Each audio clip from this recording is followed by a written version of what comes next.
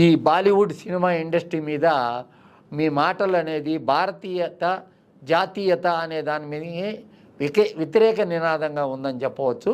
అంతేకాకుండా కళాకారులకి జాతి మతము భేదము అనేది ఉండకూడదు. కళాకారులు అందరూ కూడా అంత ఎక్కడోళ్ళైనా కానీ బెంగాల్ వాళ్ళు అయితే ఏమి పంజాబ్ వాళ్ళు అయితే ఏమి ఎవరైతే ఏమి ఎవరి సినిమాలు కూడా ఇప్పుడు ఓటీటీ ప్లాట్ఫామ్ వచ్చిన తర్వాత ఆదరణ ఎక్కువైపోతుంది. ప్రతి సినిమాని ప్రతి ఒక్కరు మతాలకి భాషలకి అతీతంగా చూడడం మొదలుపెట్టారు. కంటెంట్ బాగుంటే చూసేదానికి అలవాటు పడ్డారు. కాబట్టి హిందీ సినిమా తారలు వాళ్ళు దక్షిణాది గురించి ఎప్పుడు కూడా తప్పుగా మాట్లాడరు. ఎందుకు మాట్లాడరు అంటే వాళ్ళకి తెలుసు. ఎందుకంటే వాళ్ళ దక్షిణాది దర్శకులు అందరూ కూడా ఇక్కడున్న రాఘవేంద్ర గారు అయితేమి వాళ్ళందరూ కూడా పెద్ద దర్శకులుగా ఆ రోజుల్లో వెలుగొందారు అక్కడ.